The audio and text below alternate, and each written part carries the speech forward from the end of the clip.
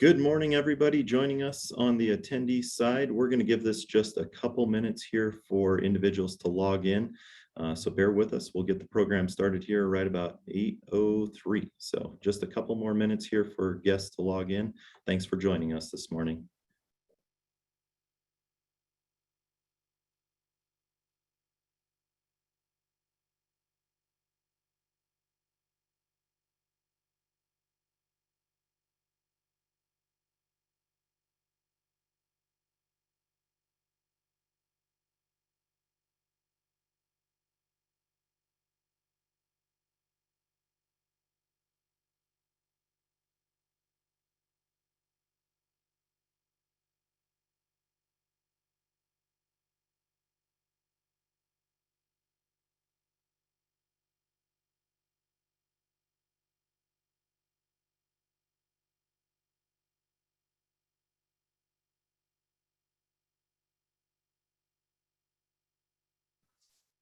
Okay, hello again. Welcome. My name is Lance Beck. I am President and CEO of the Greater Spokane Valley Chamber of Commerce. Give us just a few minutes here while we allow our attendees to log in. We'll get started here in just about a minute and a half. So hang tight with us. Thank you for being here.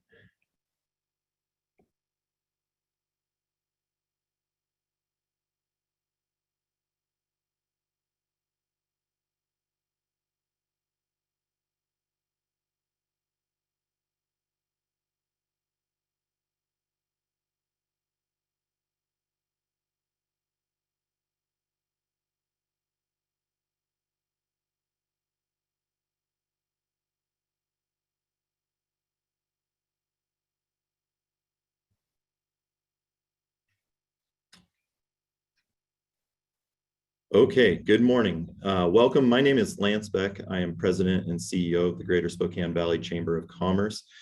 We are excited to welcome you to today's call. I want to start the program by thanking our partners here at the Chamber. And so first and foremost, thank you to our investor partner, Modern Electric Water Company. Thank you to our visionary partners, Alliant Employee Benefits, BII, BNSF Railways, Multicare Valley Hospital, Providence Healthcare, Spokane International Airport, STCU, Walmart, and WM. Additionally, thank you to the corporate level sponsors here. Thank you to all those great businesses. And last but not least, thank you to our community partners, the City of Liberty Lake and the City of Spokane Valley. Additionally, I'd like to thank all of our chamber members joining us this morning. It's a privilege to welcome all the Valley Chamber members to this call today. And we are honored that you and your businesses continue to choose to support the Chamber with membership here. To begin the program today, I would like to first acknowledge our underwriting sponsor, Bank of America. With us today is a familiar face to the Chamber family, Senior Vice President of the Spokane, Idaho market for Bank of America, Catherine Morgan. Catherine, I'll turn it over to you. Good morning, everyone, and thank you so much, Lance. What an incredible opportunity to be sharing time with all of you on this 100-year anniversary of the Greater Spokane Valley Chamber of Commerce. This is an important topic we're having for discussion this morning, and when I think back on this auspicious occasion of this anniversary, we think back to the days of Harry E. Nelson when he looked upon the valley and he saw the vision and opportunity that this community, that this land, and that this businesses that are here in the valley of years gone by and here today could provide for the future of our world. When we consider the great need in our community of the small businesses and large businesses alike, employment is continually the conversation at the forefront of our dialogue. And then in our conversation as we face this pandemic, the conversation around the future of our world, the future for our youth. Youth employment is such a great opportunity, and companies like Bank of America are truly committed. When we deliver on our promise of responsible growth for our clients and our customers, we also deliver on this promise for our community, addressing some of the most pressing issues for our society, from racial equity and economic opportunity. We have been so proud over the last 5 years here in Spokane, Washington, to be committed to our youth, the future leaders of our chamber, of our small businesses, and of our world. What does that look like for us at Bank of America? That's looked like partnering with great organizations like the MLK Center and recently investing $80,000 as they advance opportunities for the youth in their center to work at local small businesses with a focus on minority-owned businesses. That has also looked like partnering with great partners like Hoop Fest or Spokesman Review and others to create unique opportunities that youth across the world could not access anywhere else, to gain that first experience, building a resume, gaining great opportunities to recognize how they can grow a wonderful network and to consider what could their future be in important industries such as these. We've also recently launched our Student Leader Program, which has been able to partner some of our youth's most vibrant talent and passions and unleash them in some of our local nonprofits. Nonprofits like SNAP, nonprofits like the Northwest Museum of Arts and Culture, nonprofits like the Foundation of the Community of Colleges of Spokane, to answer some of society's most pressing issues. With an investment of nearly $500,000 in the last 5 years, it's our youth that has been lighting the path and paving the way. We're really excited today to spend time with some of the great leaders here on the panel to talk about their experiences, their wisdom, and the opportunities that are at hand for us today.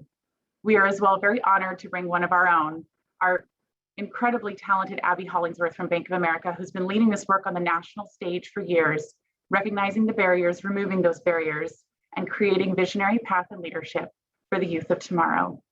It's a great honor to be able to sponsor this program this morning and to share time with all of you. I'll turn the program back over to you, Lance. Thank you very much. Catherine, thank you so much. And thank you to your previous dedication to this organization, how you carry that forward in your role with Bank of America, allowing the Chamber to bring programs like this forward to the community. Bank of America continues to be one of the Chamber's most longstanding members. Super proud of the efforts and commitment of both Catherine and her predecessors to support our local Chamber here. Thank you again for your dedication. At this time, we're going to jump into the program. And so we would like to point out that our Q&A function is open. Excuse me. And we invite the audience to use the Q&A function to ask any questions of our panelists as we go through the program. Additionally, we do have chat open, and so you can communicate with us that way. We will do our best to answer all the questions at the end of each segment of the panelists here this morning. And so if we, for some reason, are unable to get to your question live on the screen, we will follow up with you following the program here. So please do enter any and all questions that you have for our panelists using that Q&A function or utilizing the chat. So at this time, our first panelists, we'd like to welcome the first set of speakers here, and we're excited to welcome the team from the Next Generation Zone and Spokane Workforce Council. So with us today, we have Victor Rapaz-Betty, Communications Manager at Spokane Workforce Council. We also have Mandy Adamson, Programs Assistant for Spokane Workforce Council, and we have Stacia Peterson, who is the Marketing Ambassador Intern for the Next Generation Zone. So Victor, I will turn it over to you to get us started. Thank you for being here. Thanks, Lance, and thanks, Mandy and Stacia, for joining me today. We're very excited to be here. I am going to share my screen.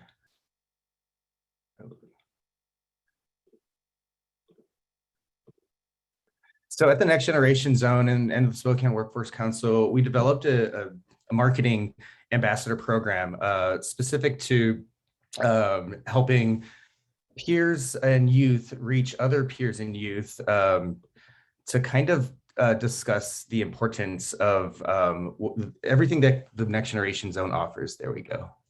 All right. So powerful outreach through youth voices. When we started, our vision was to kind of lend through the new digital world or virtual world that the pandemic has thrusted onto us, the peer-to-peer communication and the word of mouth. And we recognize that word of mouth has always been the strongest form of marketing, and especially, and it's very, very apparent at the Next Generation Zone. One young adult will say to the next, the services, the support, the resources that they received as they started to develop their career pathway or worked on their education goals. From one young adult to the Next Generation Zone was thriving.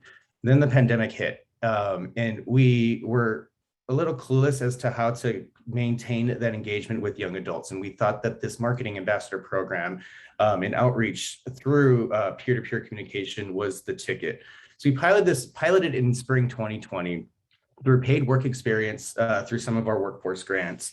And again, the most important and impactful thing was that we wanted young adults to be able to help shape how we were to communicate electronically, virtually to other young adults, to remind them that we're still here and we can still help with their workforce development needs.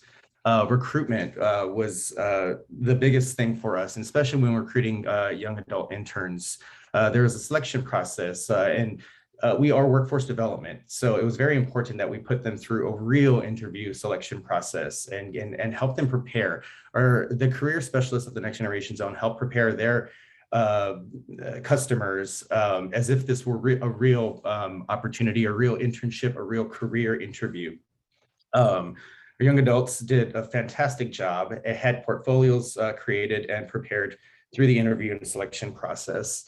And then we selected the first 3 of a grand total of 8 interns up until this point. Internship management was also important to us. Across our campus, we have a lot of different leaders, a lot of different functional supervisors, a lot of different tasks and projects. So the most important thing that we acknowledged when it comes to internships is that the young adult interns need one point of contact to be able to receive or have work tasks delegated to them. And I think the other important thing for us was just how do we empower our young adults to maintain our vision of peer-to-peer communication while managing the brand, tone, and voice that we obviously is really important to us to make sure that we're putting it out there. And that's where training comes in. We really focused in on brand, tone, and voice. This is how we communicate from Next Generation Zone to partners. This is how we communicate from Next Generation Zone to the community, to parents, to educators. And then this is how we hope you can help us communicate to other young adults. And so we paired that with the empowerment. We brought them up to speed with the partnership and resources of what young adults can respond to or are open to as they work on their career pathway. And again, it's marketing as a whole. So it wasn't so much just let's design this really awesome looking social media post. It was even further than that. Like, let's think about the experience from top to bottom, and then let's analyze the data, see what adjustments we can make in order to effectively work on the next campaign, in order to continue to promote the authenticity of the young adult voices and to continue to help the Next Generation Zone thrive in the pandemic world. Here are some creative samples that some of our young adults have developed with their time. We created informational videos and tutorials, marketing collateral for various different campaigns around the community. There's a billboard that was actually developed by Stacia, who's with us, and one of our young adult ambassadors, and then social media ads.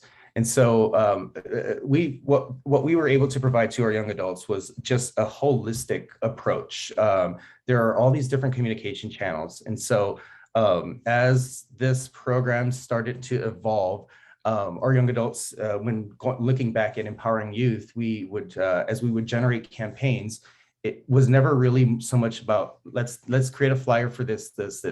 We intentionally thought through our marketing plans, and our young adults essentially suggested, I don't know if we need to make a flyer for that. We can simply just do a social media post and let's just make sure it's on the website. But we've helped our young adults and our ambassadors grow to a point where there was added value to more so than just the Next Generation Zone. Okay. I am going to, before Stacia talks about her experience at the Next Generation Zone, we do have a video of both Stacia and another alumni, Tyson Bristow. And if we could get that video queued up.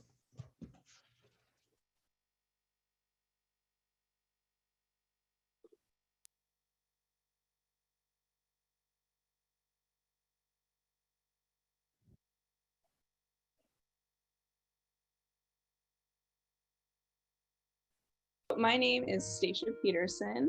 I'm Tyson Risto. The first thing that kind of interests me about the ambassador program was I wanted to kind of expand my graphic design degree that I had gotten and kind of use it.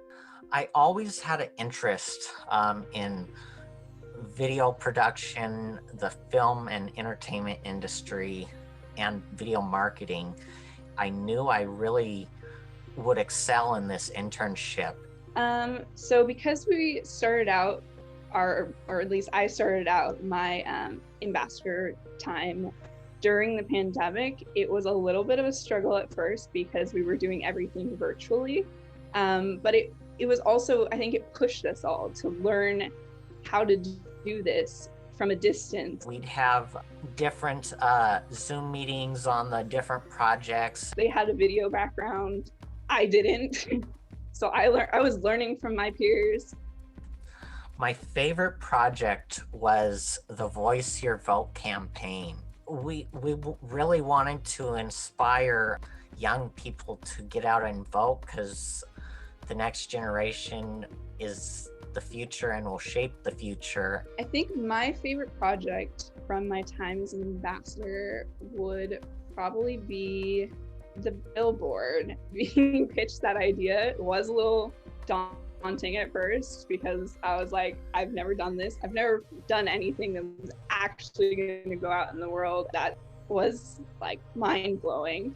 My job coach, all my managers, and other interns really pushed me towards going back to school.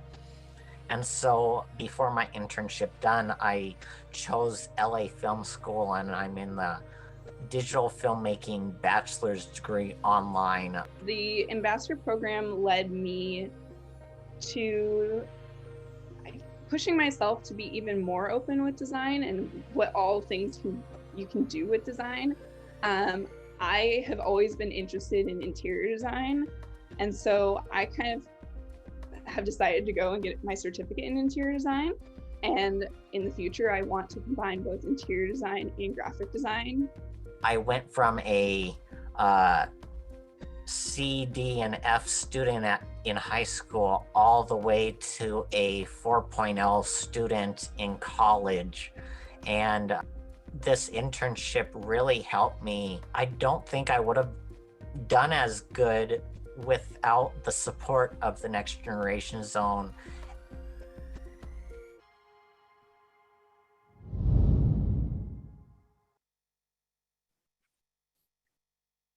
Every time I watch that video, it's I always get emotional through the video. The young adults are just so talented, and so I would like to introduce Stacia Peterson, the designer of our billboard.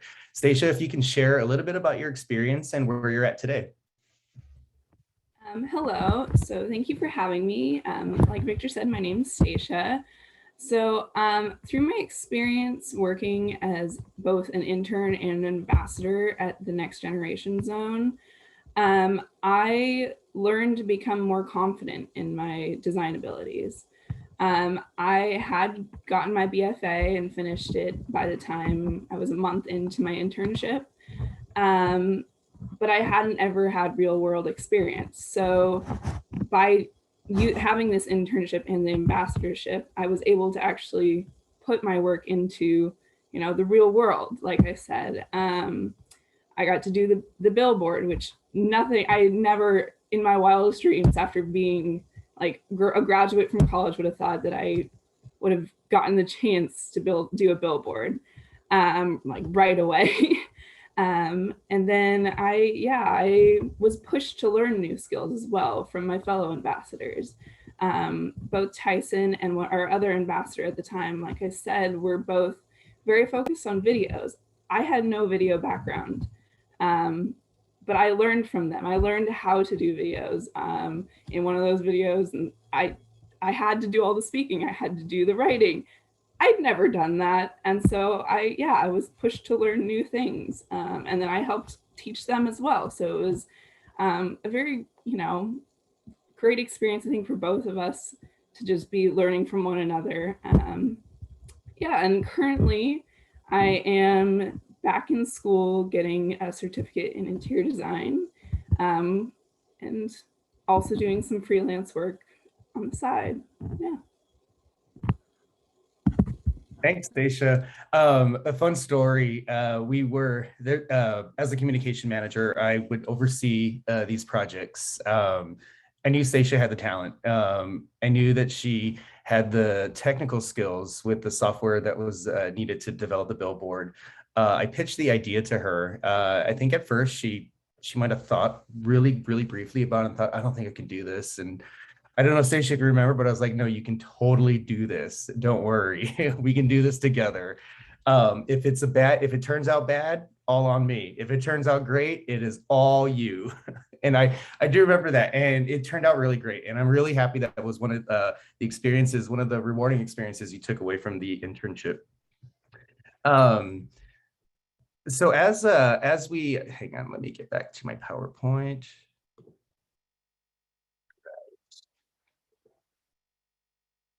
Okay, and so now I want to share a little bit about the business experience. Our young adult ambassadors started with Next Generation Zone marketing materials, and their talents were soon discovered by our WorkSource Spokane campus and the other leaders on the campus. And so I want to hand this over to Mandy Adams, my colleague at the Spokane Workforce Council, to share a little bit about her experiences working with our marketing ambassadors, and then where the experience has taken them from that point forward. Thanks, Victor. Good morning. So when we started this program, I was managing our talent solutions team, which is the organization that works to support businesses within the Spokane area. We were excited for the program because we thought this was going to be such a great opportunity for these young adults. But what we realized very early on that it was such an opportunity for us internally. So with our team, of course, we try to work with businesses who are trying to hire and find new talent. And we quickly realized that we had a gap ourselves. We weren't getting the young adults to our own hiring events that we wanted to see. And we had a lot of businesses coming to us asking, how could they attract more young people and young adults? And we realized that we were not exactly sure with the youngest talent pool, what exactly they were looking for, why they weren't quite showing up, and that it was a gap that we had too. So we actually partnered with this program, and we were able to learn from them to build a toolkit that we both used internally ourselves to understand how we could bring more young people to our hiring events, as well as share with the local businesses that we were working with. These guys actually looked at some of the marketing that some of the businesses had given to us, and they were able to give feedback on why it didn't speak to them, why their websites didn't speak to them, why their Facebook posts, even if they were trying to do social media, why they weren't quite getting the engagement. And it was incredibly impactful. It even caused us to look at some of our own internal practices, as we realized we didn't hire young people as often either, as we probably should, and started to look at, what does our own marketing look like? What are our job descriptions looking like? So while it was a great opportunity for the youth, I can honestly say it was such an opportunity for us in-house to just learn as well, to improve our own practices, and then to be able to share that with the businesses who are also coming to us with very similar questions. Next up, we're going to show you a video from one of the local Spokane businesses, Providence, who was also trying to do the same thing, trying to figure out how they could do a better job of attracting young people and speaking more to that audience. So Victor, I'll hand it back to you. Let you cue up that video. Yeah, Thank we'll you. cue up that video with Stacia Taylor.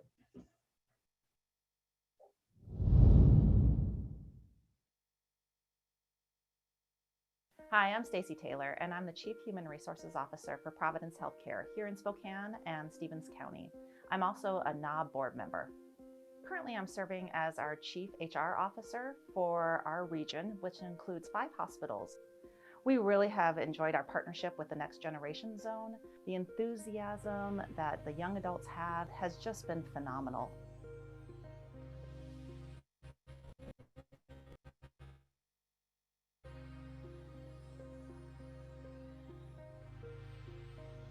The marketing ambassadors really helped us in creating some great tools for marketing to young adults.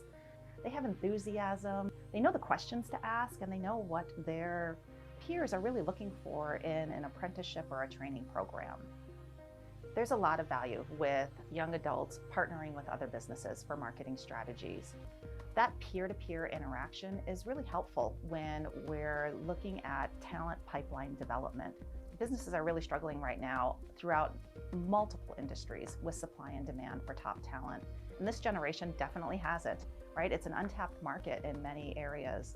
And so if our ambassadors, our young adults can really work with other businesses, they can help develop that business voice for this next generation.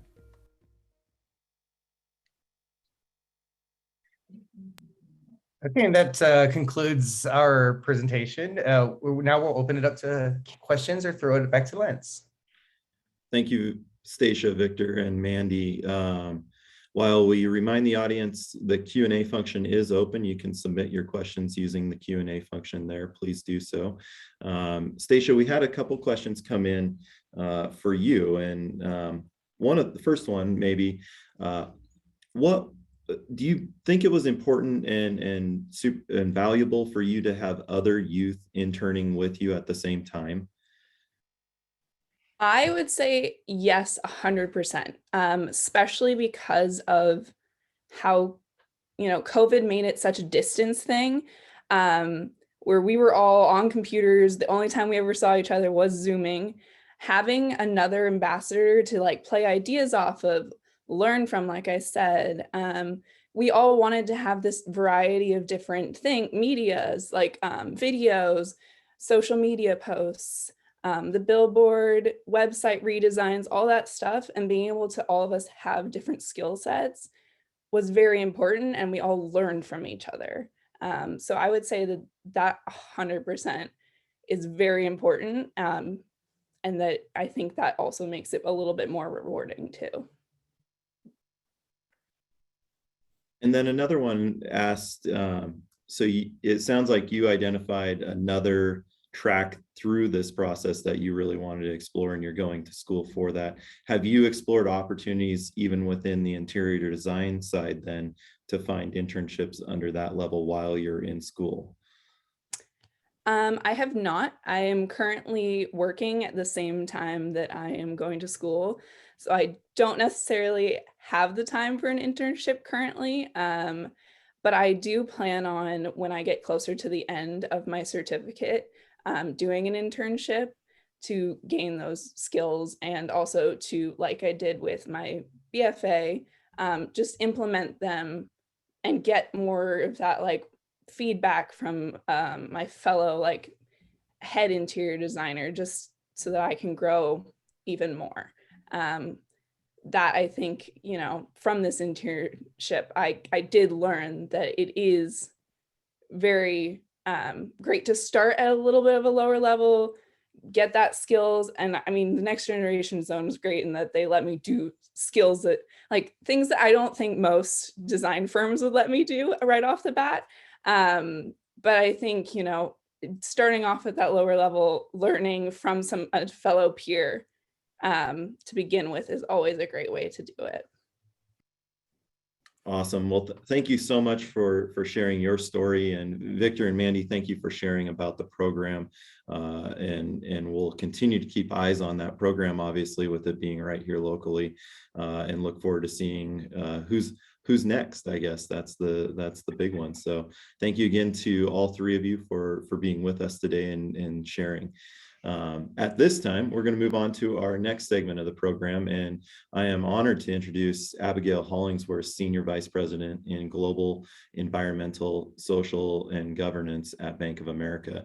Abigail currently serves Bank of America with her responsibilities, including managing a national grant portfolio focused on supporting workforce development efforts across the country to promote the foundation's mission of increasing economic mobility.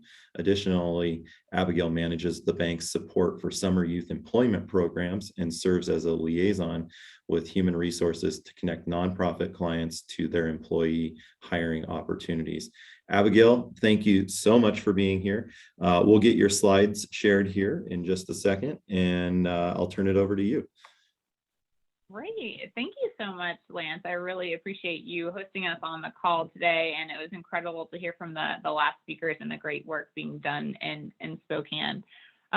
As Lance mentioned, I support Bank of America's workforce development efforts at the national level, and thrilled to be with you here today. If you can go to the next slide. So I wanted to start with the why. Why is youth employment important? Why do we care about it at Bank of America? Well, our company's mission as a bank is to make financial lives better. And one of the ways that we can do that is promoting economic mobility. So wherever you are on the economic spectrum, our goal is to help you move up that spectrum. And particularly in my department, which is our environmental, social, and governance group, we focus on serving low-income individuals with our philanthropic work, our work in communities to help them improve their financial lives. And one of the many ways you can support workforce development is starting early and starting with our youth. And so if you think about your first job, maybe it was, I know my first job, I was a day camp counselor. I was living in New Orleans. It was hot in the summertime. I had sticky kids all over me. But that experience taught me how to show up on time, how to work with a manager, how to work as a team with my other counselors. And these are all really important social soft skills that you're going to take into your life moving forward. And that is really the basis of youth employment, right? It's developing those foundational skills that allow young people to grow professionally, to grow in their maturity, to be successful later in life. And as we heard from some of the great interns already on the call today, youth employment also helps improve academic performance, right? It gives young people an idea of, okay, this is why I'm in school. These are the things I'm learning, and this is how they can be applied.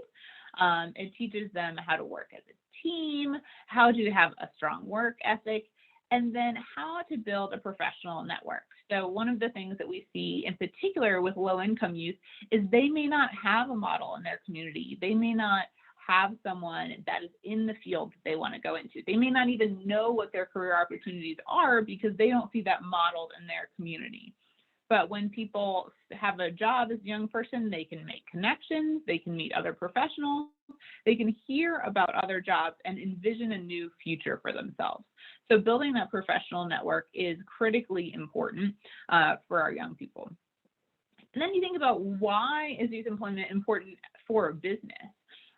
Well, for all of the businesses on the phone, you know it's really hard to get talent right now, right? There is a war on talent. Everyone's trying to get the best employees and the best skill sets. And if you invest in youth employment early, it gives you a competitive advantage, because those, like I said, a lot of young people, I know when I was a teenager, I didn't know what jobs were out there. I mean, I had a very narrow scope of what my opportunities are. But if you provide early internships, exposure opportunities, you're broadening the horizon. And now these young people are thinking about your company as a potential place to work, either right out of high school or after they get a post-secondary training, or after they go to college, whatever their career path may look like. So youth employment gives your company competitive opportunity, competitive advantage for talent. Additionally, when you're thinking about diversity and inclusion goals, reaching out to young people in diverse communities is gonna help give you that competitive advantage as well. Also, as you heard from our young people, right? Young people are so enthusiastic. If you haven't worked with youth interns, I completely love it. I love working with our young people because they have not been beaten down by many years in the workforce. They're excited, they're enthusiastic. They have really good new ideas about how to serve your customers, how to serve your communities, how to do things better, how to integrate technology, and really transform your workplace. So if you haven't invested in youth employment, I highly encourage you to do so. It's great for your business, it's great for your talent pipeline, and great for our communities. At Bank of America, we are youth employment is a key component of our workforce strategy, and we're really excited to say that this past summer, through our community nonprofit partnerships and our own hiring in our financial centers, we have supported over 4,000 young people, putting 4,000 young people to work this summer, and that's across the country. So this is a big focus for us, and we're excited to do that. So how do we support youth employment? Well, there are really three main components of our youth employment program. The first is through funding. So in 88 markets across the country, we provide charitable funding to summer youth employment programs. And not only are we just giving funding to either the mayor's youth employment program or a nonprofit that is hiring young people for the summer, like a Boys and Girls Club, a YMCA, we are also providing our volunteers to those programs to provide Better Money Habits lessons. And Better Money Habits is our financial education curriculum. And the idea is, as young people are beginning their careers, they need to understand how to budget. Why is half of my paycheck going to taxes? Well, how do I manage my money? And starting those early financial skills, getting those financial skills in place early is going to help them through the rest of their lives. Additionally, we work with our city and nonprofit programs to advise them on responsible banking products. Not to sell Bank of America products, but we want them to know if your young people are setting up a bank account, you're going to want no minimum balance. Look for no fees or minimal fees. Maybe they want to do an online only account, just to make sure that our young people, as they're starting their financial lives, are getting into products that are going to be responsible for them, that are not going to charge them too many fees. If that's a Bank of America account, great, but we want them to just know what are the best products for them, so they're making the right decision in that respect. So funding and partnership with city and nonprofit partners is a big component. Another component of our funding is a signature program that Catherine mentioned, our Student Leaders Program. And this program selects juniors and seniors in high school who are really involved in their communities, and it places them in a paid nonprofit internship for the summer. And the idea here is these are leaders who have demonstrated interest in making a difference in their community. And so we want them to continue to do that and see how nonprofits operate, how the nonprofit sector is making an impact, and what a career in the nonprofit sector might look like. In addition to that paid internship experience, we also provide those student leaders with a week-long leadership summit. The last 2 years it's been virtual, but typically it's in Washington, D.C., where those leaders can see how the nonprofit sector, government, and business all work together to create positive change. So that's one of our signature programs that we do with our philanthropic funding to help young people kind of build their careers. Additionally, we work through our HR and talent acquisition teams on hiring. So we have a very large campus internship program, which is a traditional internship program for college students. But we also have a program that we call our Financial Center Apprenticeship Program, in which we work with nonprofits to recruit low-income high school students to come work at our financial centers for the summer. And what those students do is if folks are in line for the teller, those students work with them to teach them how to use the ATM or how to use the mobile app. So hopefully people don't have to come wait in line at the bank next time they want to bank with us. And one of the things that we found with that program is that we have banks all over the country, many times in low-income areas, but students could live around the corner from one of our banks and not think, oh, Bank of America, that's a place I could work. They just don't think about it as a potential employer. But through this program, we are allowing those students to view Bank of America as an employer, get to know our teammates that are in the financial center, realize that many of the jobs that we offer do not even require a college degree. So it's coming to work at Bank of America is an opportunity that they can do right out of high school if they're interested. And we also have a tuition reimbursement program so they can come work for us. They can continue their education, get reimbursed for that, and continue to grow their education and grow their career at our company. And then lastly, in addition to funding and hiring, we get our volunteers out there to support our youth. So whether that's providing those financial education lessons through our Better Money Habits curriculum, mentoring, we have a ton of career mentoring.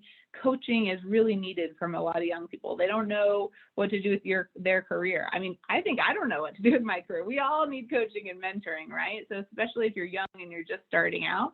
So we deploy our volunteers to do that and then provide that career guidance, whether that's resume review, interview skills, just thinking about networking. How do I get connected to the right people to develop my career? That's one of the many ways our employees are getting involved. So I thank you guys for inviting me here today. If your company hasn't invested in youth employment, there are a number of ways you can do that through either partnering with philanthropy, through your own hiring, providing opportunities at your company, or getting your volunteers engaged in the community. So thanks for having me today. Lance, I'll turn it back to you. Thank you, Abigail, and thank you so much for the commitment that Bank of America has done. I think it's obviously super interesting to see how you're both funding, hiring, and then funneling volunteerism back in to the community. If the most recent one, the MLK Center here in Spokane that we had introduced, if we are looking at that one and you're a company, say on the line here, that is another nonprofit that would like to potentially take advantage of a partnership with Bank of America, is there a way for companies to apply to be considered with a partnership? For funding for youth employment? Yeah. The question. We do have a request for proposal for funding that opens in January. Okay. And it's bankofamerica.com/foundation. And so that's our open application period, usually opens at the end of January.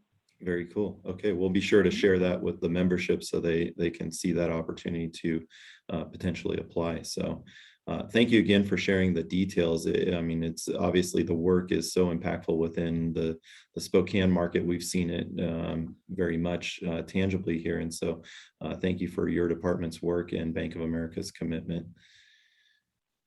Thanks for having me. Okay, our next speaker today, we are excited to welcome Rob Curley, the executive editor for the Spokesman Review, and Shafiq Multafet, who was one of our intern participants from the Teen Journalism Institute at the Spokesman Review, which was a program that was helped to be established through the Bank of America program here. And so at this time, I'd like to ask Rob and Shafiq to unmute and turn their video on.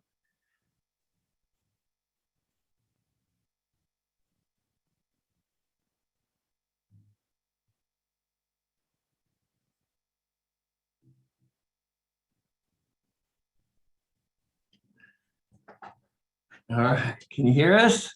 We can hear you. Let's see if we can get video for you here too. How about now? There we go. All right. All right, we got you. Great. So let me get more over here. So do you just want me to start talking about what we've done? That would be great. What we'd love, Rob, is for an overview of the program, maybe how it came about, obviously, and then we'd love to hear from Shafiq as well on his experience so far as being a participant in the program. Sure. So we had heard about this program, and our newspaper is different because we have a nonprofit component to our newspaper where there are several journalists in our newsroom who are not funded by a newspaper, but instead funded by the community, and then their work is owned by the community, not the newspaper. So that all of their work carries a Creative Commons copyright, meaning any organization, news or whatever, can run that content. So we were pretty familiar with how to do this, that part. And our college journalism internship program is one of the few in the country that pays. Which for me, I was from a family that couldn't have afforded for me to go someplace and them handle all my expenses. So for me, it was always about how do you get the people who deserve to be at an internship instead of those whose parents can afford. So we were already kind of committed to the idea that you pay for these sorts of things. So when we applied for this internship, we for this grant, we just laid it out the way we kind of would a college one, but with more emphasis on training and more emphasis on meeting with lots of kind of local leaders. So initially, so it was a really quick turnaround. I mean, we knew it was coming, and we ended up when we got that we found out we had really received it. it was getting near to the end of the school year, so, and we wanted to move fast. So we opened the applications for 10 days, and we were just horrified that we wouldn't get very many. And then within about 3 days, we were blown away. We had so many, and these applications were amazing. They were great. And what made it interesting was none of the high schools in Spokane have a high school journalism program. So they weren't applying necessarily because they wanted to go in journalism. And we had really said that the program wasn't necessarily about journalism. It was about learning how to interact with people, learning how to really harness your writing. You know, if you look at statistics, there's been a point in recent history where a third of the CEOs in the United States were English majors, because the people who can write end up being leaders. So we wanted to make sure that we really emphasized that skill. And we had so many great applicants that we were stressed. So we were going to hire 4 for 9 weeks, and they weren't going to fetch coffee or make copies or anything like that. We were going to assign them stories. So it started off with some training. We already knew all of them could write. So it was more about how do you write more journalistically, and then we kind of just set them out into the wild and had them start writing, because part of this is doing it as much as possible. It's writing and writing and writing, sometimes longer writing, sometimes on deadline. And we were so enthralled with how it was going that at the end of the 9 weeks, we asked the group if they all would like to stay on as part-timers. So this is their after-school jobs now. And we plan on doing that through the end of the year. And we've all told them that, you know, if at the end of the year we're all still loving this, you should stay on with this. So this wasn't, to us, we really got something out of this. And so we had four students that made it. One was Shafiq here. He was he's a senior at Meade now. The reason he's on this call with us, he's in running start, so don't think he skipped school. So, and then we had Sophia McFarland, who's at Gonzaga Prep, and Jordan Tolley Turner from Shadle Park, and Grace Sonicson, who is from Meade, who's now at Prosser. And so what they've done is lots of us writing assignments, but then we also had them meet with local leaders where they've talked about what leadership is and what being a member of a community is. And then oftentimes it ends with them interviewing them in like a mock interview. So we did that. We had them meet with the mayor, which was amazing because they asked amazing questions. Then we had them meet with Ann McLean, the astronaut from Spokane who was just picked to be on the next moon mission. Eric Edelstein, who is, if you saw him, you would know him. He's a character actor in tons of movies, and he's from Spokane. They had to spend several hours with the leadership of Avista, including Dennis Vermillion. We have it set up so this fall they're going to get to meet with the Gonzaga coaches. We thought that would be earlier, but it didn't happen. They're going to meet with NAACP President Katana Duncan, and we want them to talk with local business people who started local businesses. So they're going to spend an afternoon with Celeste Shaw from Chaps. So they spend this time with them, and then they do mock interviews. But it's been really great. Shafiq has written a lot for us. He had a story in last week's paper. He's working on 2 stories now. One of our other high school interns, Jordan Tolley Turner, you should start looking at our photos and who's taken them, because he's had more front page photos than you would think a high school intern would get.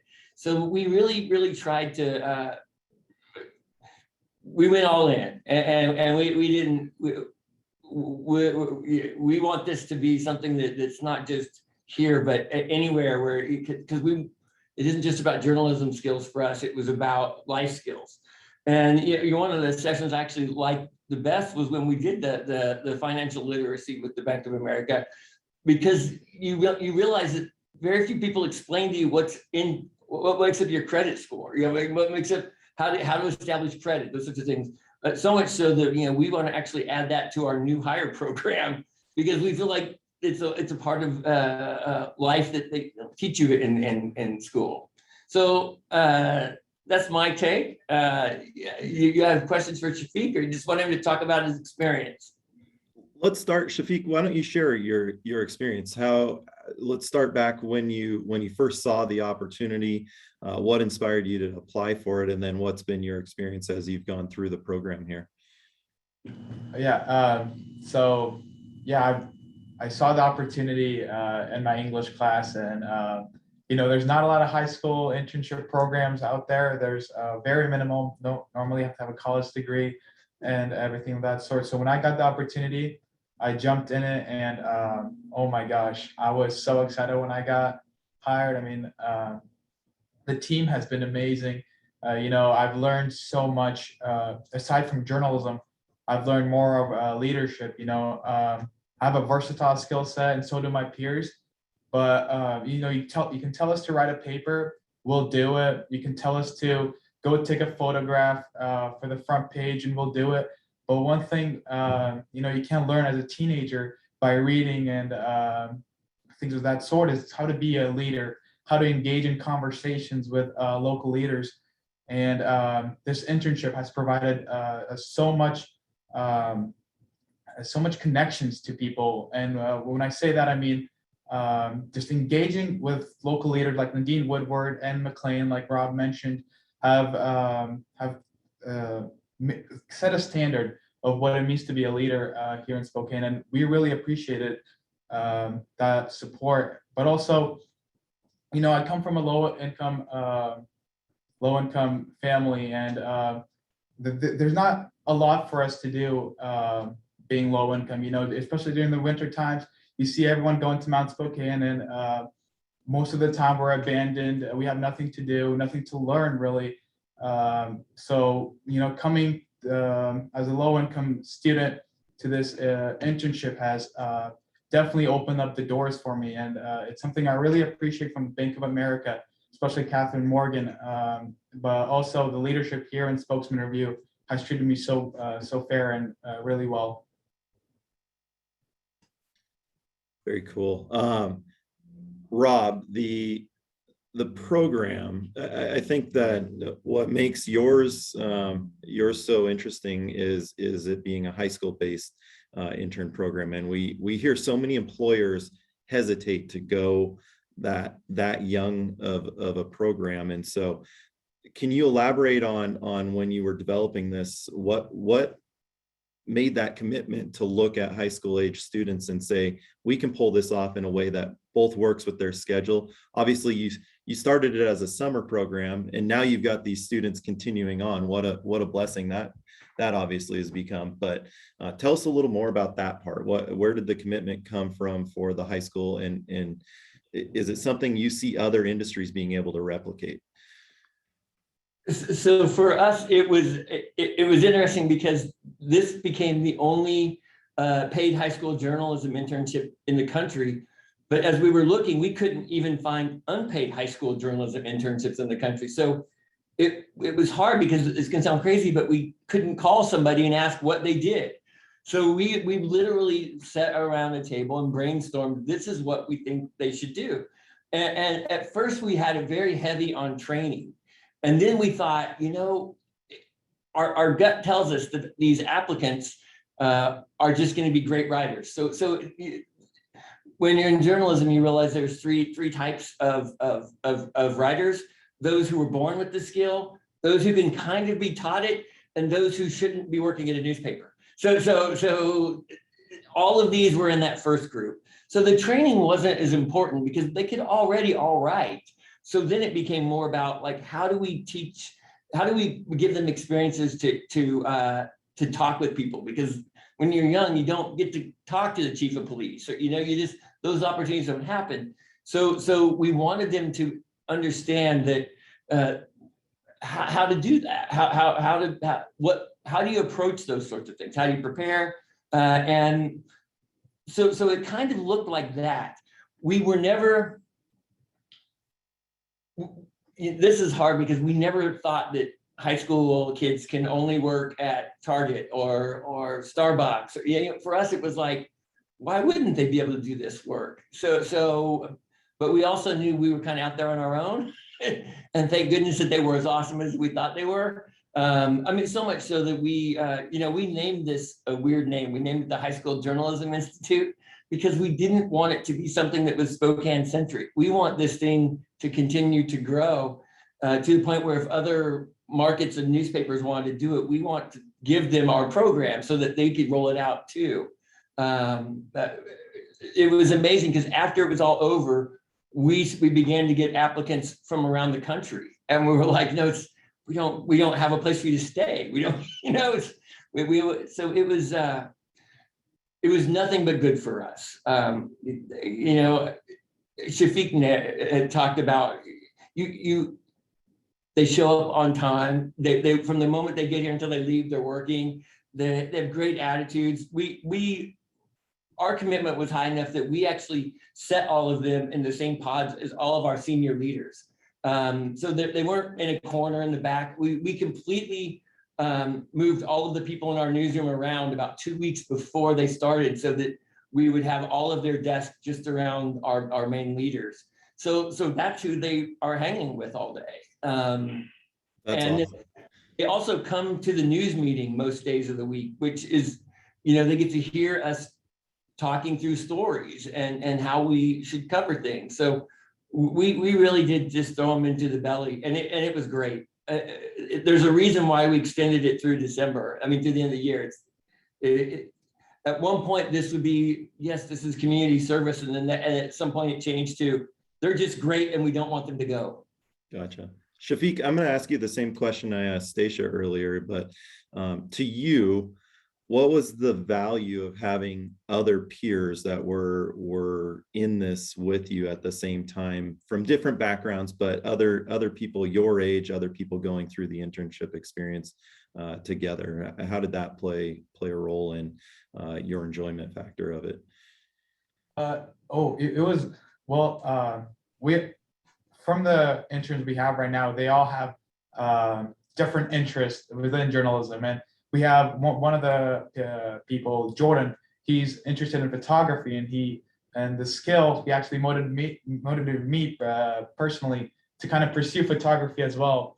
And we have Sophia, who's just an incredible, she's into more towards like a little bit of activism, but also a little more of sports kind of theme. And me, myself, I'm all into investigative journalism. So having these people come around together and just talk to each other in our reporter meetings. And, one thing Rob just mentioned was that, we're not getting babysat. They have expectations. We're treated as like any other reporter when we're in the reporter meetings. And so that sense of just being there and just having expectation, deadlines has been really important for me and my team and our high school interns, the other ones. So Shafiq, you've had jobs before. Sounds like several jobs before this.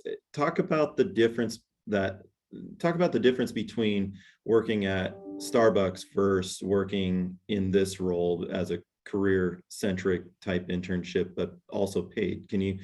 What's the difference been like there?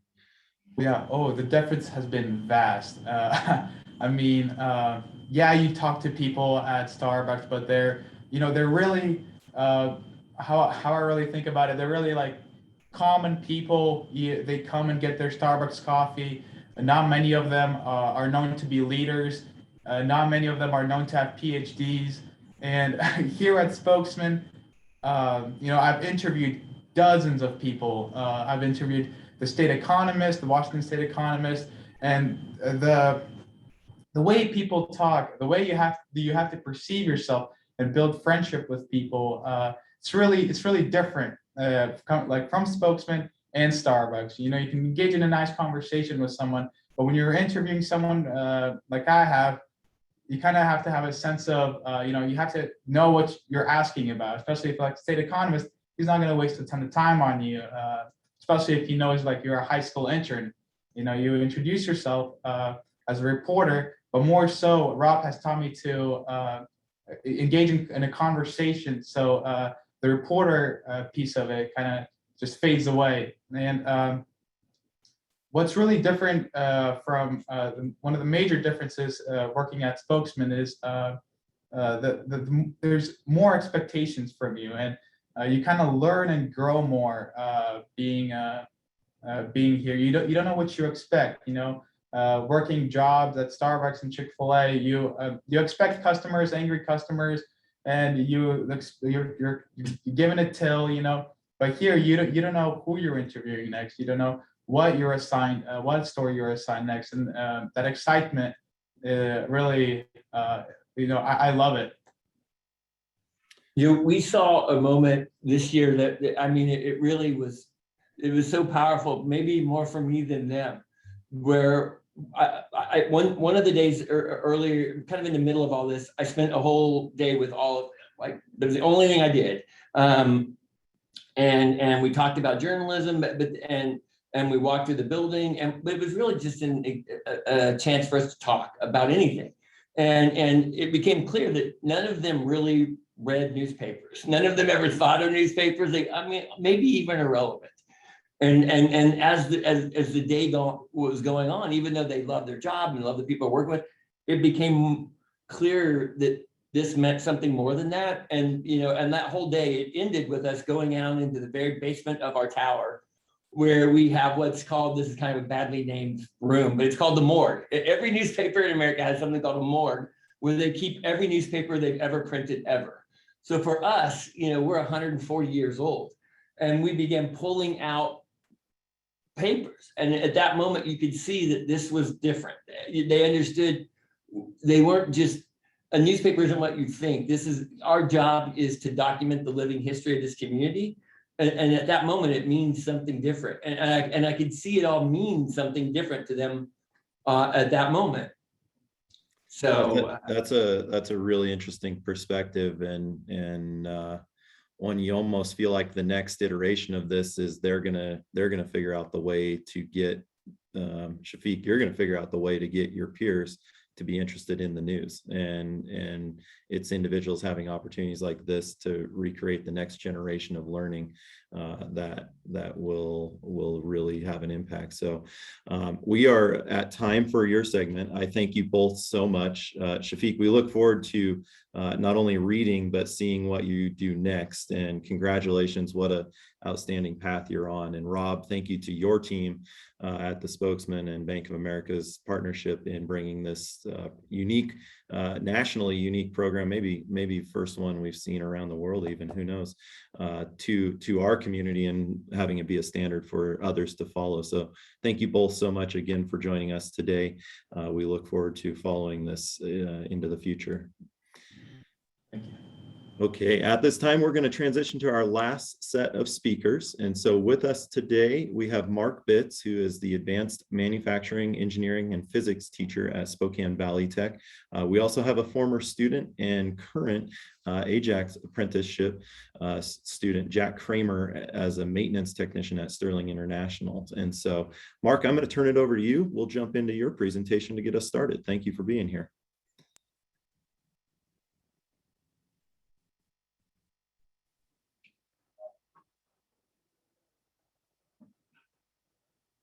All right, give me a second. I'm in the shop right now. Is my presentation showing up? Because I'm not seeing it. It is, yeah, we can see it. You can blow it up to full screen if you'd like. All right, great.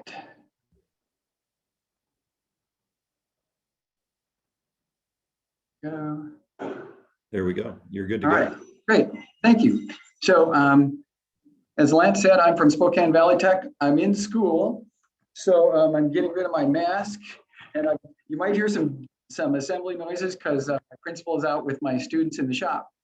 I'm from Spokane Valley Tech, and our tagline is we prepare students to pursue their passions. So this is me. I'm with a bunch of my Skills USA competitors for last year. I've been a CT teacher since 2013. I worked for HP from 1981 to 2011 out at Liberty Lake and in California. I got my CT certification in 2014 from Eastern, was a Whitworth Master's in Teaching in 2011, and graduated from Montana State as a mechanical engineer a very long time ago. So Spokane Valley Tech is an interesting place. We actually have a high school and a skills center. So our high school is for grades 9 through 12, and we're kind of unique because we're kind of nerdy. So our sports are technical and health services and fire science competitions and spike ball and disc golf. So we're not your regular high school with football and basketball and volleyball and wrestling and all that kind of stuff. We do different things. In our skills center, we actually have 6 different programs. So we have biomed, doctors, nurses, health technicians, et cetera. We have an EMT program where students actually come out certified EMTs and go right to work. We have a fire science program where a lot of our students go right into like the fire corps for fighting wildfires and then get further their education and get into fire departments. We have a computer science program. We have an engineering program and manufacturing program. So what we're about is designing and making things in the advanced manufacturing class. And I teach 3 classes, but this is obviously my favorite. I love to build things, grew up building things, built things for a living, and now I'm teaching other people to build and design things. And so we do big projects and little projects, everything from welding to machining. But there's customer-focused design that goes into this as well, which is kind of the thing that makes us different. We do it from end to end. Our curriculum, so our basics, we start with safety. And safety training, as you know, for those of you who've been in industry, there's a general approach to safety, and then there's equipment specific or technology process specific approaches. And so we teach all those things. And my students come out, you know, kind of a step above in terms of the way they look at safety and not only why they do it, but how they do it and what their daily process in life is like. We're into measurement, metrology, and quality evaluation. So my students can measure a part, look at a print, and tell you if it's in spec. We do lean, and again, we actually do lean projects. So they learn the method, and then they're supposed to improve something in our shop. Again, that's a kind of a model for how we do things. We'll teach a concept, and then they apply it in a real life situation, which means they can apply it at your business as well, which is really cool. We not only read prints, but we make prints. And so for the student projects, they're required, if it's an assembly, they're required to do an assembly diagram, bill of materials, part diagrams with tolerances, dimensions. We do invoices, we do material lists, the whole works. And so that's part of their projects. One thing that kind of makes us unique compared to what you might have remembered is, you know, your dad's shop project, or maybe your shop project, depending on your age. I know this is my shop project. Is my teacher gave me a drawing and said, build this. And they didn't always teach me to use the technology. I was kind of learned to use that as I was building it. And I think that's a lot of our experience. We teach the technology first, and then we ask the student to use a design process to actually develop a useful product with that technology. And so there's this design for manufacture piece in there. There's customer focus that comes in, and there's a whole lot more end-to-end product development work that happens with that. And so I think that makes the students really valuable because maybe they're just welding in your shop, but they know that there's a front end that designs it, and they know that there's a back end customer and people that actually use it. And again, the key is that we learn to use technologies like welding, and then we build real projects. So this is spray stands at Liberty Lakes Rocky Hill Park. We made, I think, 25 or 30 of those. I don't remember the exact number. So this is a really busy slide, but it's not just manufacturing. We actually do this to serve multiple technical paths. And so, yeah, it's a metalworking shop. We learn all these metalworking skills. We have 3D printing and laser because it's really cool for prototyping. You know, and new technologies is great for students to learn. That always engages them. We do design, and that includes the CAD, plus the product design iteration part, plus the process design sequencing. So again, students, if they're doing a machining project, they do the product design, they do the CAD, they do the process design, and they have to lay out the sequence for what the operation looks like. Manufacturing skills, we already kind of talked about what they do there. Safety is big. We teach project planning, which is really cool based on the PMI Institute's curriculum for high schools. Again, we take everything and modify it quite a bit. Print reading, metrology measurement, do lean. Product documentation is a big piece. Not only know how to use it, but how to make it. And then soft skills. So we are big on time, ready to learn. My students track their attendance daily. If they're late for class, that attendance accounts for 30% of their grade. If they're going to be late, if they send me a text, they get excused if that doesn't happen too often. If they're not going to be here because they're going to be absent, they send me a text. Again, that's an excused absence, and it also doesn't count against them. So we know that you need them to be there ready to learn, and I'm getting ready for that. I'm getting ready for workplace to know how important that is. Collaboration and teamwork is huge with us. The projects are, especially the group projects, are too hard for any one student to do, and so they have to do them together. And we know in design, it's always better to have more heads than one. And we do design reviews where they see their products improve because they work together. What makes our students different? Well, first off, SVT is a public school. Anybody can come here, and people from other districts can come. But it's by application, and we actually do select the students that are going to attend. We have about 50 students per class. Again, we're an accredited high school, but what we're looking for is that career focus. We want to have students who think they might know where they want to go or explore certain avenues, and that's what helps us select for who belongs here. Again, what you see with kids is if they have focus, get out of their way. If you can give them focus, you've really done your job, because then just get out of their way and guide them to learning, because they're motivated to learn. And you see that in your employees as well, and businesses out there. You know that you have someone who has focus and wants to learn. You just need to give them the tools, and they will be great for you. What makes SVT different? So first of all, all schools have kind of a little motto or something they live by. Our students live by GoPro. And so they really are developing the skills to work in a professional environment. We focus this, we give awards for it. There's an acronym that goes with that, but I'm not going to bother. We're a really small school. So again, typically our student body is 175 to 200. So that small environment makes us really agile, and we all know each other. We do project-based learning, and that's all about agency for students. They choose what project they're going to do. They own it. Their creation is there. They collaborate, critical think, and then they actually make the thing. The other thing that's cool about being a small school is I get students for 3 years. So I get sophomores in engineering physics where we learn to apply math. I get juniors in physics, which is real mathy, and then I get seniors in advanced manufacturing. So I like to say I know these students as well or better than their parents, because I've spent a lot of time with them. The other piece that is interesting about SVT in our advanced manufacturing and our CTE classes that are at the junior and senior level is that we get 2 hours, and we're trying to get 2.5, but it's not that 50 minutes. Any of you who have been in a manufacturing environment know that if you got 50 minutes, you set up, you do 10 minutes of work, and then you tear down and clean up. It just isn't long enough to get involved in something. And that 2.5 hours is really great. 2 hours is actually short, but that's something that makes our school really special, is that we get that 2.5 hours. When Jack went, he had 2.5 hours. That was really cool. The other piece is we've got an awesome staff. So our computer science teacher was a 3rd-year IBMer, retired. She has her Project Management Institute certification,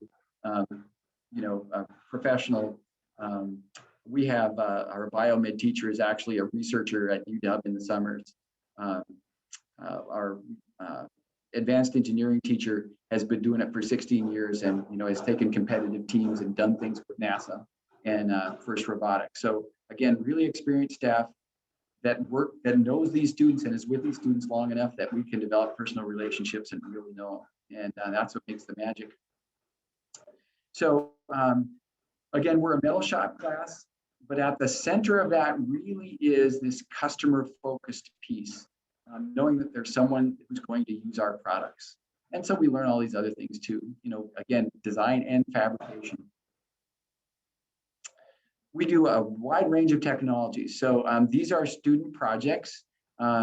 This is a gentleman who built a break table. We had a wood one that was in the shop when I got here. Wood in a metal shop just doesn't belong.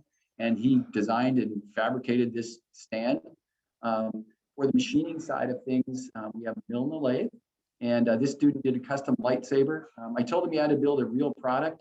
And then he told me that these were selling for $500 on eBay. And so convinced me it was a real product, but they're mill and lathe, multiple materials, brass, aluminum, steel, titanium in this project. This is a lit LED sign, so that's acrylic, sheet metal, and 3D printed parts. And of course, electronics as well. And custom machine pegboard, so laser 3D printed hooks that snap in and out. Machine parts, again, aluminum, brass, titanium in that. And so students actually have to plan these and make them. And when they make mistakes, that's when they really learn.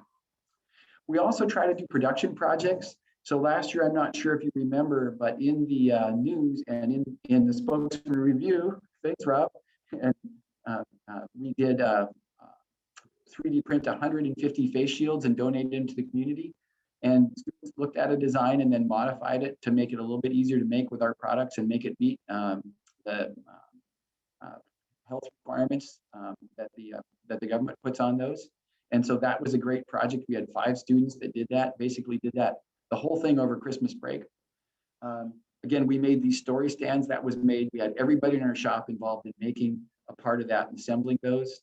And then when we were starting, we made 200 of these Christmas trees for Winter Glow Spectacular.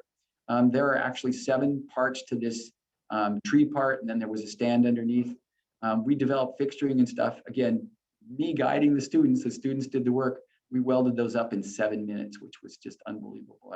By the end, when we got done with it. So it's really fun to watch students not just do one project, but actually do something iterative so that we can get into the process improvement part. The other things we do focus tours. So this is us out at Metals Fab. This is us at Birdco. We do STEM camps where we bring in young students and actually have them make something. So these young students were actually making a sheet metal box. And the students planned the whole thing and kept the little kids safe while they were making those. So pretty magic stuff. And then we also compete in Skills USA. And even though all these people have a medal, it doesn't usually work that way. All these people were just that good. We had a terrific year, terrific crop of students who worked hard. Okay, let's get into some individual stories. So this is one of Jack's buddies. His name is Connor, and he's a Metals Fab welder and trainer. He came to me as a junior, and then as a senior, he actually went and worked at Metals Fab. And he's a success story. He got the Valley Chamber scholarship, went out and got certified in a couple types of welding right off the bat at Oxark. Not on his nickel, on the Chamber's nickel, on the Foundation's nickel. So that was great. And he is also a reserve. I think he's in the Air Force Reserve now. So he's an upstanding member of the community, paying taxes. And he's a terrific welder and trainer and a character. And he's like 21, and I think he's probably getting close to owning his house. He definitely owns his truck. This is a young woman who actually went to Central Valley High School and then came here after school to do the advanced manufacturing and advanced engineering. Shows her here at SVT welding. She was a great welder and machinist. And this is her time at UW. She was named to the Husky 100, and she was the 2nd woman engineer to be chief engineer for their high altitude rocket team. And here she is today working at SpaceX. She's a manufacturing engineer, which makes me happy. And she's working on the Dragon capsule and the rocket motors. How cool is that? Propulsion engineer. This is Jack. He's going to talk to us later. He's a maintenance tech apprentice, and he was a machinist here at SVT. He actually spent 2 years with us and got 2nd in state, I think, right, Jack? Yeah, got 2nd in state. Yep. Yes. Yeah, hardest thing you ever did, man. And then we also have tradespeople in other fields. So this is Ricky. He is a machinist now, went to SCC. Again, was on the Spokane Valley scholarship, got his tools and his tuition paid. So really helped him out, helped make his decision for that direction. And this is Caden. He's an electrical apprentice. I believe he's on the commercial side. And he got the Spokane Valley Chamber scholarship to help him pay for his tools when he was starting that apprenticeship. So recognize that these foundation scholarships really do launch these students, and it helps direct them. So, if they're kind of on the fence about something and they've got some money to go get certified or go to school or buy tools for what they want to do, it really helps them get a launch. So we talked about some individuals. Let's talk about overall. So 2021, because you folks are needing workers and the job market is so good, 63% of my students are working in industry, and that might be a summer job or they're working full-time right out of high school. 7 started manufacturing careers, 12 are enrolled in post-secondary education. I've got 1 apprenticeship, that's a industrial maintenance tech who's working with Jack. And we have 5 manufacturing or engineering summer interns this summer. So it not only works for individuals, it works for the broad range of students who are in this track as well, which I think is key. We need to not just touch individuals, we need to touch classes of young people. If your name is on this list, thank you so much. You've provided internship projects or careers or materials for SVT students. And I depend on you to help me do that. If I'm saying there's jobs available, that means one thing. If you come in or you tell them that on a tour or you actually hire the students, that means another altogether. So local company partners provide workplace tours. They provide material, machine tool, and cash donations. So McKay provides us, we get to machine titanium. Thanks, Katie. All right. Machines and tools. We've got machines from Wagstaff and from, oh, geez, I'm going to miss it. Oh, well. This is terrible. I can't remember the people who donated our lathe. I'm sorry. I apologize in advance. And we get some cash donations as well. But these things are the really big part because I can't afford to have all that equipment. Summer learning and internship opportunities are terrific for kids to provide that focus that they need when they're trying to make that decision as seniors. If I can get them into something as sophomores and juniors, it just helps provide that focus. We have professional mentors that come in for projects, career and networking opportunities. Again, businesses provide that. The scholarships from the foundation and from workplaces are just fantastic. And we also do some worksite learning. So Connor actually in his senior year worked at Metals Fab. I think he made almost as much as I did that year, worked some overtime. And then some students also work after school jobs. But that worksite learning, students can earn credit from my class, but go learn more in your workplace. And it's kind of hard to set up, but it's really worthwhile if we've got the right fit for you. So what's best for students? The internships and after-school jobs are awesome because, again, it helps provide that focus that keeps them in the game day to day. And that's what we need to do. Again, if I have a kid who's motivated, who has a reason to learn, I just need to get out of their way, right? I just need to guide, and they're going to be asking me, what do I do next, instead of me telling them what they're supposed to do next. The entry-level career jobs are really important. We'll talk about that in a second. These kids are going places, and the company reimbursed education might make the difference between them hiring on with you or hiring on with something else, with somebody else. So again, this is an important program to have in your workplace. Mentoring is fantastic because it, again, starts them forming that network that Abigail talked about. These summer academies are great. Again, they're kind of small programs of Vista and Wagstaff and Boeing. But again, for those students who get those things, they're great. I wish they were bigger. I understand that, the difficulty that is in making them more widely available. And then we have a Spokane Valley Spring Trade Show. And I think Jack got hired out of the trade show. So if you attend that, it really does help support our students.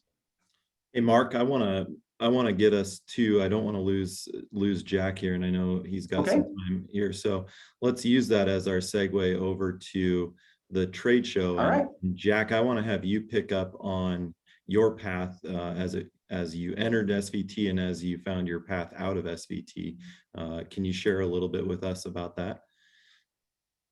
Yeah, I was given an opportunity, I'd say a bit by chance, where an acquaintance told me, hey, I want to do this program and I want somebody to come with me. So I got ushered into this and it absolutely changed my life for the better. It was a wonderful program, and Mark treats this less as a class, sit down, you're here to learn, this is the rigid curriculum, but more as a job. So it was a wonderful experience and gave me a head start right into getting hired in a industry job. So that was definitely a wonderful experience. the capstone project was really what gave me the ability to get out into the workforce. So he invited multiple people from industries in town to come in and see presentations. And from there, we actually, a few of us got interviews out of that. So then your interview was with a partner company, a local organization called Sterling International, where you happen to now be employed. Maybe give us an idea of, you interviewed for a role that you were really excited about. You may not have landed in that same role. So run us through that process. So after my initial interview, they had given me a follow-up and said, hey, due to some issues internally, we're actually not hiring somebody for this position right now.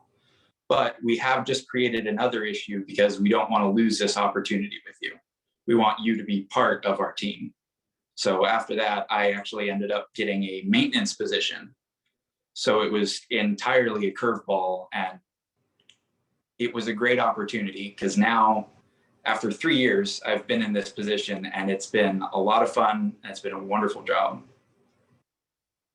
And your program is technically one of the AJAC apprenticeships. So you are 3 years into what is a 4-year apprenticeship. Is that correct?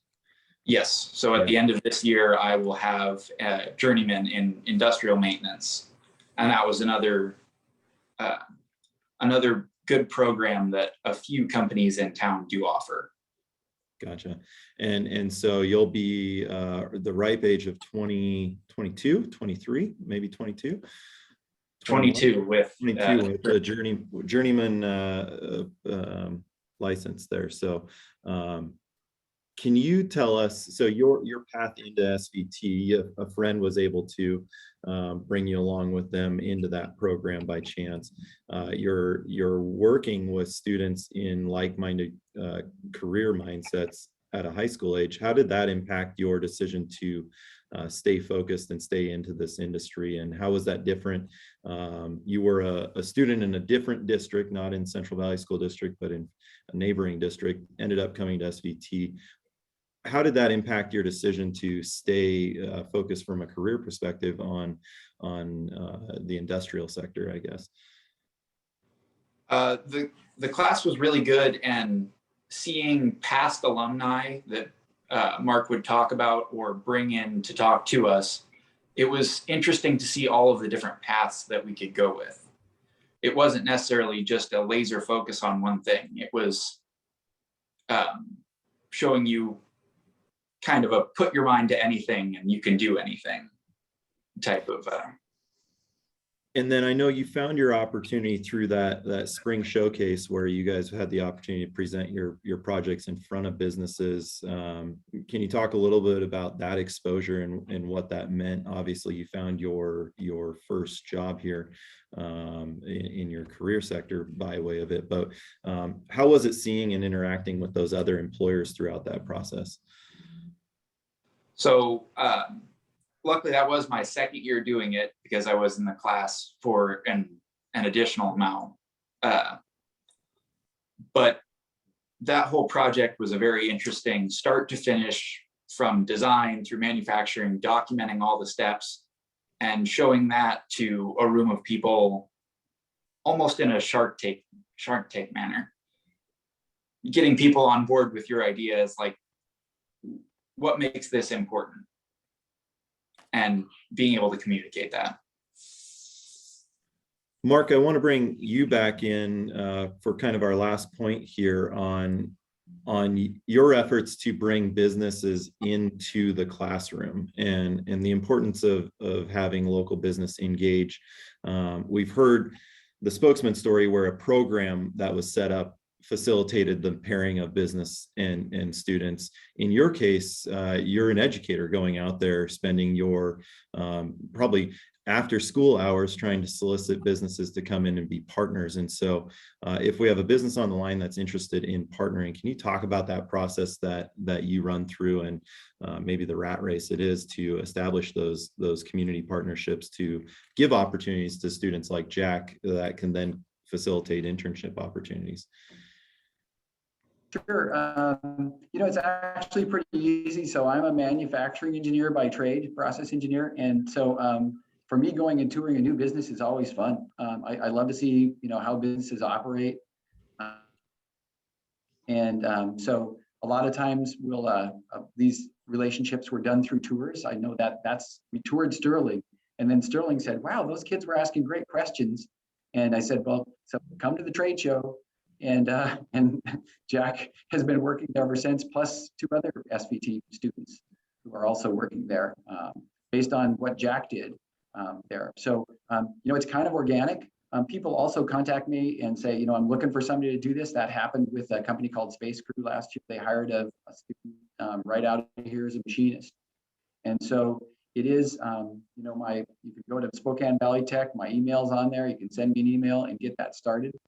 One of the things that I do want to ask, so because of the way high schools work and career counseling works, this shop sits empty in the afternoon. It's an absolute crime. I really enjoy teaching the way I do because I get students for 3 years, but this shop is empty and we could have another teacher teaching this class in the afternoon and reach twice as many students. And so I'd ask businesses, to talk to their friends, talk to people they know, talk to students about this program. Because we don't have an afternoon program now, but this shop is here and we could certainly have that. And it would be great to reach more students. And I think the other thing, that I would like businesses to do, call to action, is 50-minute high school classes really don't work for this. And we really need to lobby our boards to make more opportunities like this available. Because there are instructors who can do this, but given the structure of a standard high school day, it just doesn't work very well with those 50-minute classes. So we can make this happen, and businesses in Spokane, I congratulate you. We've made great strides in the 9 years I've been here in terms of youth employment. But if we really want to get the kids who need to be doing the trades and learning how to do business into manufacturing and into the trades, we need to do more. So I'm anxious to work with you, and you have more Jacks out there. Jack is a pride and joy of mine. I'm so proud of what he's done out there. Thank you, Mark, and thank you, Jack, for joining us. Thank you for sharing your guys' stories, and what a great message to end on. There is additional opportunity out there that we have available to us in this community. We just need to make sure we make the most out of every opportunity here. So with that, we are up against our time here. And so I want to say, again, an additional thank you to all of our panelists, all of our presenters today for joining us today. Thank you again to our underwriting sponsor, Bank of America, for your support of this program and for your support of youth workforce development within our community. What powerful work you're doing there. If you have questions that didn't get answered on the call, feel free to email us at info@SpokaneValleyChamber.org. We will facilitate connecting you with the speakers on the panel here. Thank you again for joining us today. Thank you for giving us a few minutes extra of your time. With that, from the Valley Chamber staff, we wish you a healthy and safe rest of your week, and we look forward to seeing you at our upcoming events. At this time, we are adjourned. Thank you.